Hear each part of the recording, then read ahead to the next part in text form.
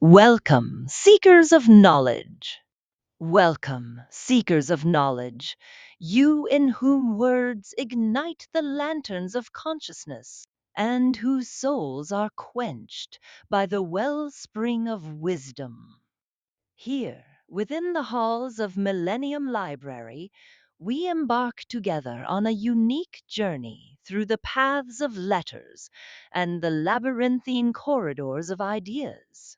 This is not just a podcast, it is a cultural edifice that rises with you, from you, and for you.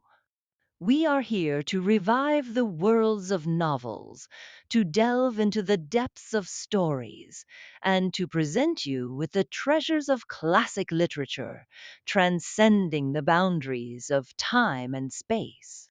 Every voice you hear, every word that touches your ears, is the fruit of a joint effort, a human and artistic legacy born from the pristine collaboration between a creative human mind and promising artificial intelligence. We have worked together to transform these timeless literary masterpieces, which are now in the public domain, into captivating audio experiences, reaching you pure, clear, and rich. This work, in all its details, is the property of Millennium Library.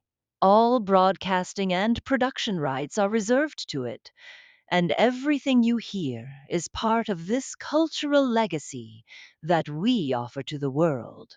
We kindly ask you to enjoy this unique experience and contribute to spreading the light of knowledge while respecting the ownership and rights of this creative production.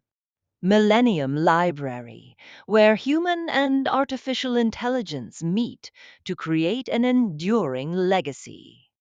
Join us now in this great auditory adventure.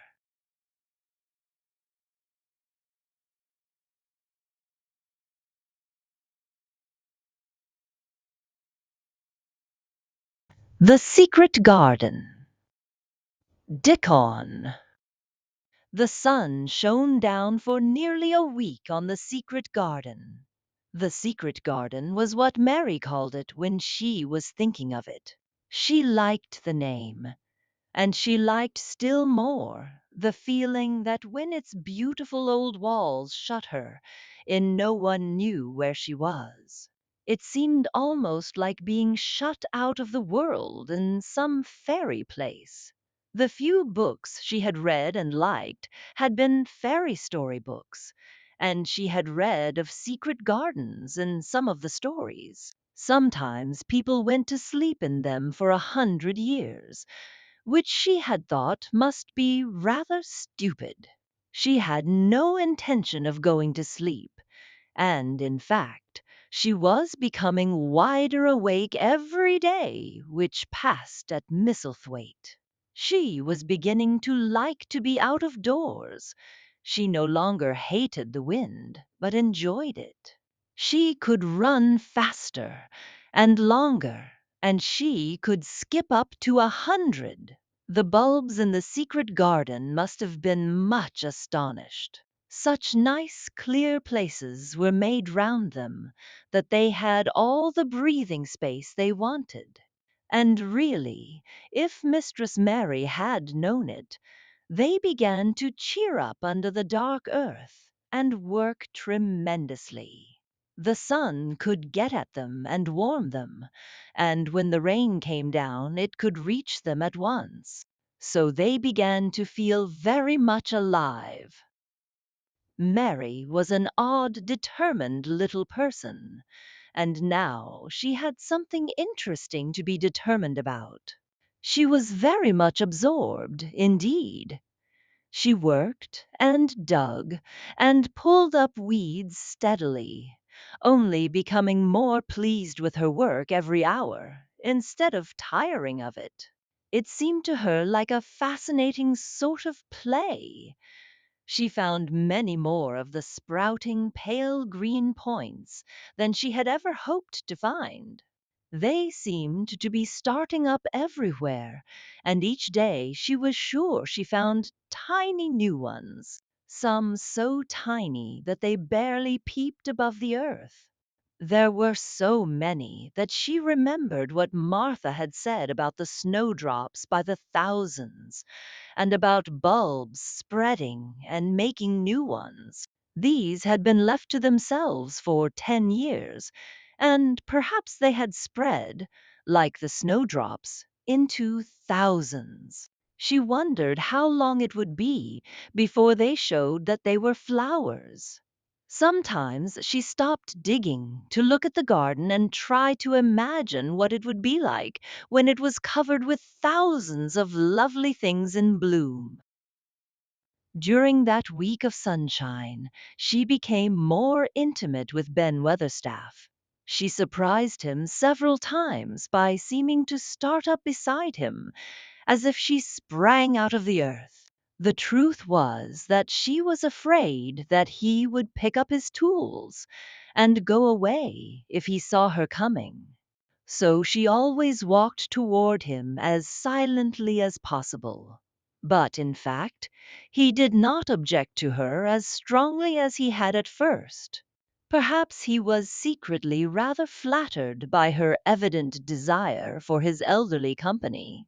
Then, also, she was more civil than she had been. He did not know that when she first saw him, she spoke to him as she would have spoken to a native, and had not known that a cross, sturdy old Yorkshire man was not accustomed to salaam to his masters, and be merely commanded by them to do things. "Thar, like the robin," he said to her one morning when he lifted his head and saw her standing by him. "I never knows when I shall see thee, or which side thou'll come from." "He's friends with me now," said Mary. "That's like him," snapped Ben Weatherstaff, "makin' up to th' women folk just for vanity and flightiness. There's nothin' he wouldn't do for th' sake o' showin' off and flirtin' his tail feathers. He's as full o' pride as an egg's full o' meat." He very seldom talked much, and sometimes did not even answer Mary's questions except by a grunt. But this morning he said more than usual. He stood up and rested one hobnailed boot on the top of his spade while he looked her over. "How long has thou been here?" he jerked out. "I think it's about a month," she answered. "Tha's beginnin' to do Misselthwaite credit," he said. "Tha's a bit fatter than thou was, and tha's not quite so yeller. Tha looked like a young plucked crow when tha first came into this garden. Thinks the first to myself, I never set eyes on an uglier, sourer faced young'un." Mary was not vain, and as she had never thought much of her looks, she was not greatly disturbed. "I know I'm fatter," she said. "My stockings are getting tighter. They used to make wrinkles. There's the robin, Ben Weatherstaff." There indeed was the robin, and she thought he looked nicer than ever. His red waistcoat was as glossy as satin, and he flirted his wings and tail, and tilted his head, and hopped about with all sorts of lively graces. He seemed determined to make Ben Weatherstaff admire him. But Ben was sarcastic. "Aye, there tha art," he said. "Tha can put up with me for a bit sometimes when tha's got no one better. Tha's been reddening up thy waistcoat and polishing thy feathers this 2 weeks. I know what tha's up to. Tha's courting some bold young madam somewhere tellin' thy lies to her about bein' finest cock robin on Missel Moor and ready to fight all for rest o' FEM. Oh, look at him! Exclaimed Mary. The robin was evidently in a fascinating, bold mood. He hopped closer and closer, and looked at Ben Weatherstaff more and more engagingly. He flew on to the nearest currant bush and tilted his head and sang a little song right at him. "Tha thinks they'll get over me by doin' that," said Ben, wrinkling his face up in such a way that Mary felt sure he was trying not to look pleased. "Tha thinks no one can stand out against thee. That's what Tha thinks." The robin spread his wings. Mary could scarcely believe her eyes. He flew right up to the handle of Ben Weatherstaff's spade and alighted on the top of it. Then the old man's face wrinkled itself slowly into a new expression. He stood still, as if he were afraid to breathe, as if he would not have stirred for the world, lest his robin should start away. He spoke quite in a whisper. "Well, I'm danged," he said as softly as if he were saying something quite different. "Tha does know how to get at a chap tha does. Tha's fair unearthly. Tha's so knowin'." And he stood without stirring, almost without drawing his breath, until the robin gave another flirt to his wings and flew away. Then he stood, looking at the handle of the spade, as if there might be magic in it. And then he began to dig again, and said nothing for several minutes. But because he kept breaking into a slow grin now and then, Mary was not afraid to talk to him. "Have you a garden of your own?" she asked. "No, I'm bachelder and lodge with Martin at th' gate." "If you had one," said Mary, "what would you plant?" "Cabbages and taters and onions." "But if you wanted to make a flower garden," persisted Mary, "what would you plant?" "Bulbs and sweet smellin' things, but mostly roses." Mary's face lighted up. "Do you like roses?" she said. Ben Weatherstaff rooted up a weed and threw it aside before he answered. "Well, yes, I do. I was learned that by a young lady I was gardener to. She had a lot in a place she was fond of, and she loved 'em like they was children or robins. I've seen her bend over and kiss 'em." He dragged out another weed and scowled at it. "That were as much as 10 year ago." "Where is she now?" asked Mary, much interested. "Heaven," he answered, and drove his spade deep into the soil, according to what parson says. "What happened to the roses?" Mary asked again, more interested than ever. "They was left to themselves." Mary was becoming quite excited. "Did they quite die? Do roses quite die when they are left to themselves?" she ventured. "Well, I'd got to like 'em, and I liked her and she liked 'em," Ben Weatherstaff admitted reluctantly. "Once or twice a year I'd go and work at 'em a bit, prune 'em and dig about the roots. They run wild, but they was in rich soil, so some of 'em lived. When they have no leaves and look gray and brown and dry, how can you tell whether they are dead or alive?" inquired Mary. "Wait till spring gets at 'em. Wait till sun shines on Thrain, and Thrain falls on the sunshine, and then thou'll find out." How?" cried Mary, forgetting to be careful. "Look along twigs and branches, and if thou see a bit of a brown lump swelling here and there, watch it after thwarm rain, and see what happens." He stopped suddenly and looked curiously at her eager face. "Why does thou care so much about roses and such, all of a sudden?" he demanded. Mistress Mary felt her face grow red. She was almost afraid to answer. I want to play that I have a garden of my own," she stammered.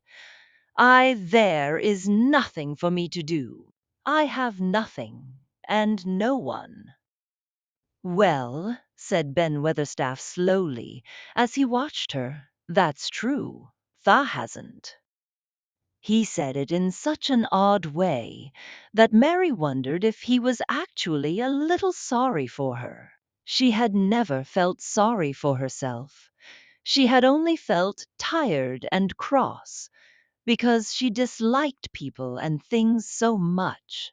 But now the world seemed to be changing and getting nicer. If no one found out about the secret garden, she should enjoy herself always. She stayed with him for 10 or 15 minutes longer and asked him as many questions as she dared. He answered every one of them in his queer, grunting way, and he did not seem really cross, and did not pick up his spade and leave her. He said something about roses just as she was going away, and it reminded her of the ones he had said he had been fond of. "Do you go and see those other roses now?" she asked. "Not been this year. My rheumatics has made me too stiff in joints." He said it in his grumbling voice, and then quite suddenly he seemed to get angry with her, though she did not see why he should. "Now look here," he said sharply, "don't tha ask so many questions. Th'art th' worst wench for asking questions I've ever come across. Get thee gone and play thee. I've done talkin' for today." And he said it so crossly that she knew there was not the least use in staying another minute. She went skipping slowly down the outside walk, thinking him over and saying to herself that, queer as it was, here was another person whom she liked, in spite of his crossness. She liked old Ben Weatherstaff. Yes, she did like him. She always wanted to try to make him talk to her. Also, she began to believe that he knew everything in the world about flowers. There was a laurel-hedged walk which curved round the secret garden, and ended at a gate which opened into a wood in the park. She thought she would slip round this walk and look into the wood and see if there were any rabbits hopping about.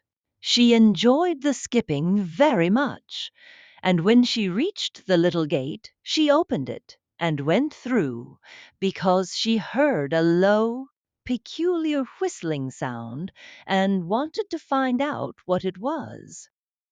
It was a very strange thing indeed. She quite caught her breath as she stopped to look at it. A boy was sitting under a tree with his back against it, playing on a rough wooden pipe. He was a funny-looking boy, about 12. He looked very clean, and his nose turned up, and his cheeks were as red as poppies, and never had Mistress Mary seen such round and such blue eyes in any boy's face. And on the trunk of the tree he leaned against, a brown squirrel was clinging and watching him. and from behind a bush nearby, a cock pheasant was delicately stretching his neck to peep out. And quite near him were two rabbits sitting up and sniffing with tremulous noses, and actually it appeared as if they were all drawing near to watch him and listen to the strange, low little call his pipe seemed to make. When he saw Mary, he held up his hand and spoke to her in a voice almost as low as, and rather like his piping. "Don't the move," he said. "It'd flight 'em."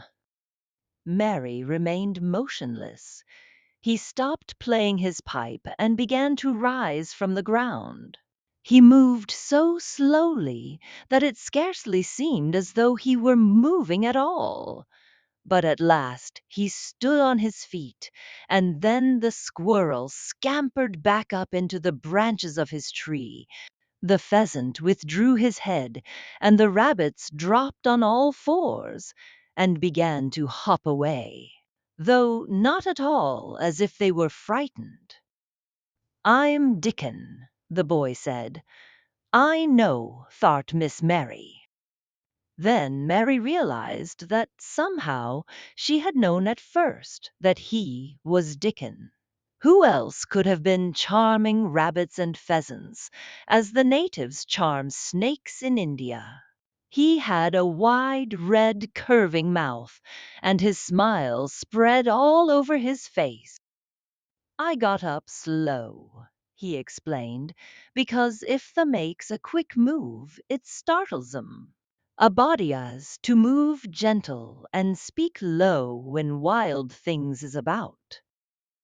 He did not speak to her as if they had never seen each other before, but as if he knew her quite well.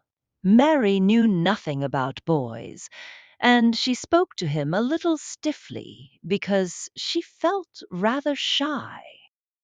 "Did you get Martha's letter?" she asked. He nodded his curly, rust-colored head. "That's why I come." He stooped to pick up something which had been lying on the ground beside him when he piped. "I've got the garden tools. There's a little spade and rake and a fork and hoe. Eh? They are good uns. There's a trowel, too. And th' woman in th' shop threw in a packet o' white poppy and one o' blue larkspur when I bought th' other seeds." "Will you show the seeds to me?" Mary said. She wished she could talk as he did. His speech was so quick and easy. It sounded as if he liked her, and was not the least afraid she would not like him, though he was only a common moor boy, in patched clothes and with a funny face and a rough, rusty red head. As she came closer to him, she noticed that there was a clean, fresh scent of heather and grass and leaves about him, almost as if he were made of them. She liked it very much, and when she looked into his funny face with the red cheeks and round blue eyes, she forgot that she had felt shy. "Let us sit down on this log and look at them," she said. They sat down, and he took a clumsy little brown paper package out of his coat pocket.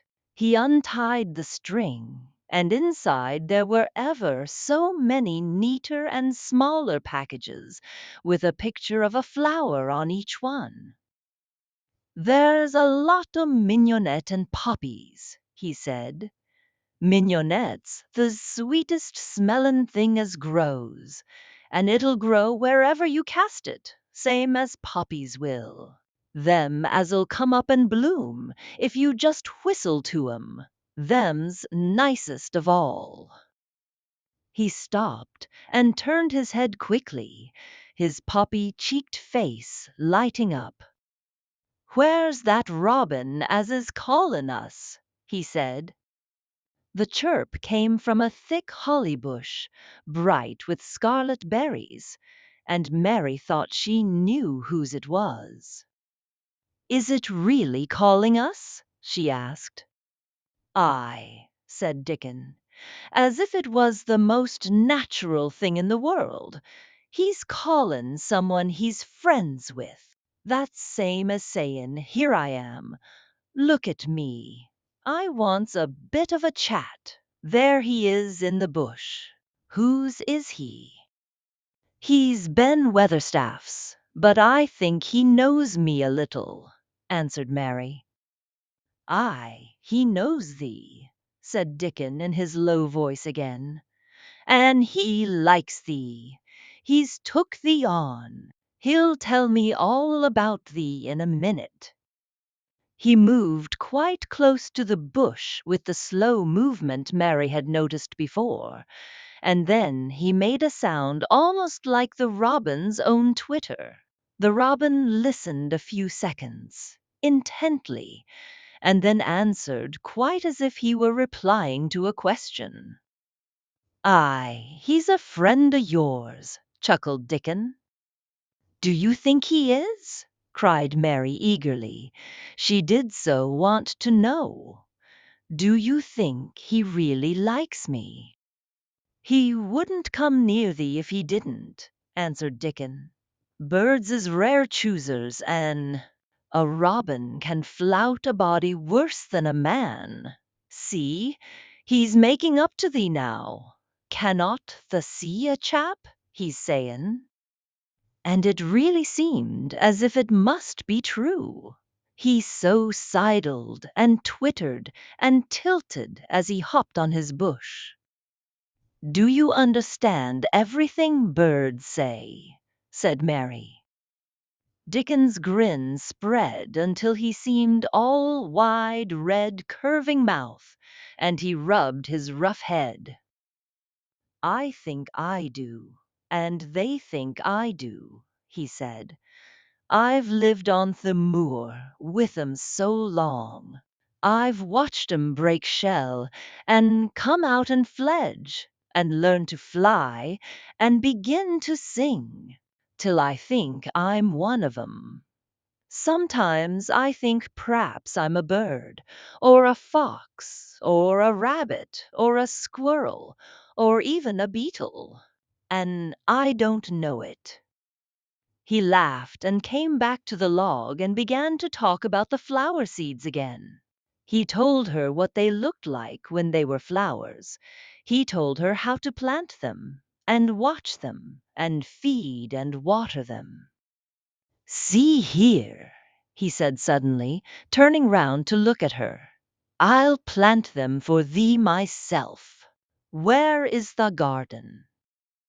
Mary's thin hands clutched each other as they lay on her lap.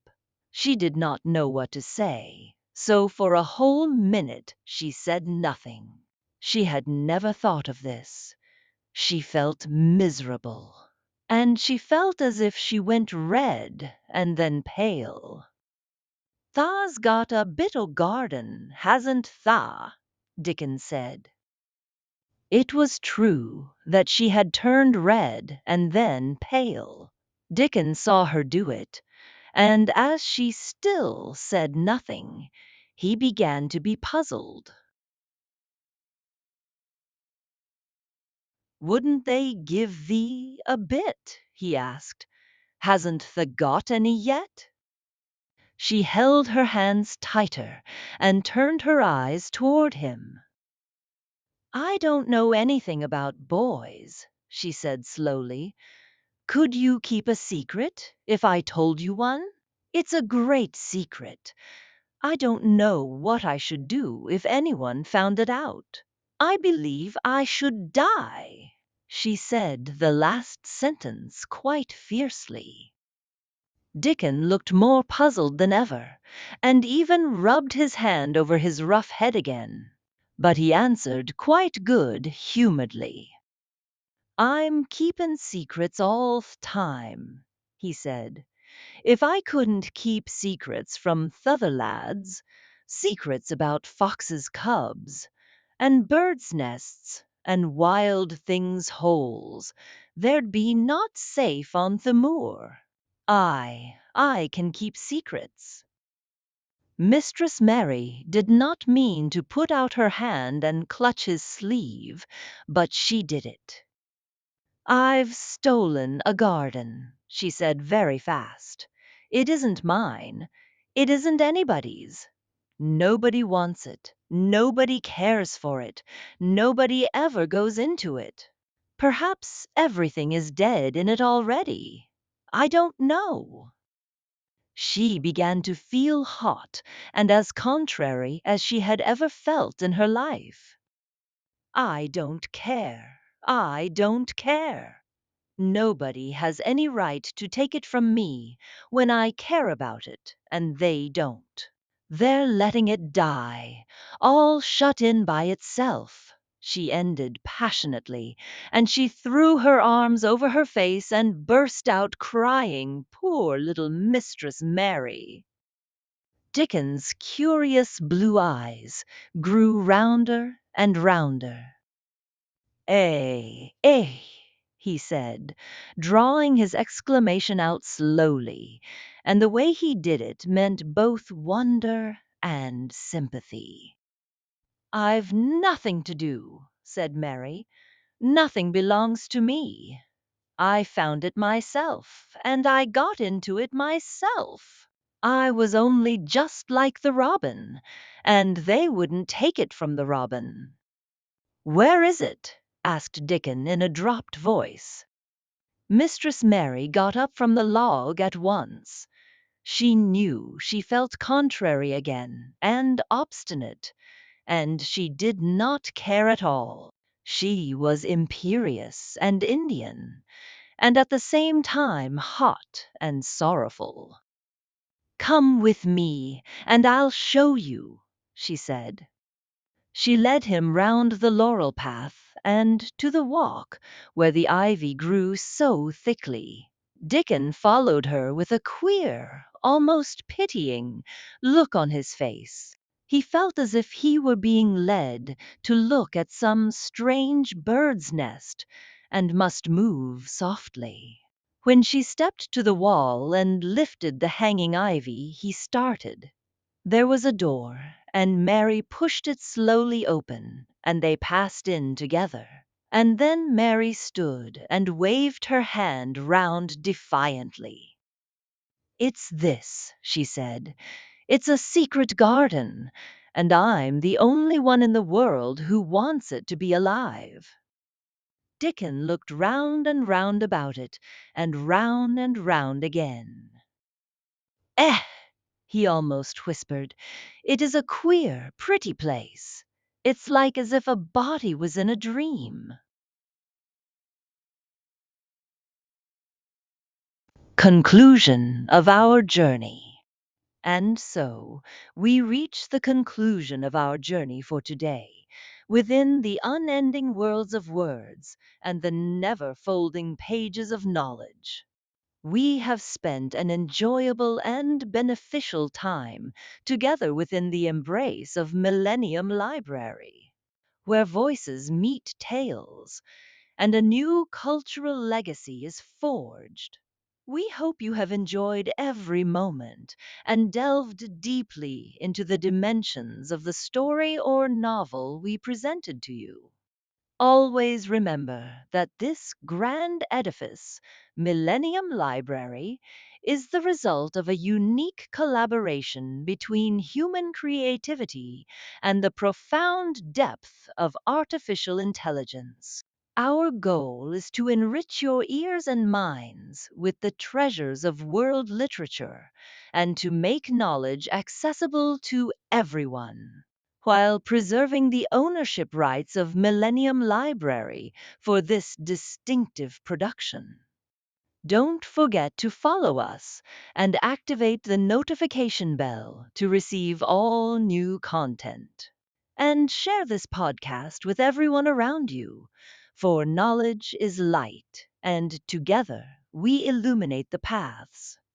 Until we meet again in a future episode and a new literary adventure, may you be in the care and keeping of Allah, and within the realm of immortal words.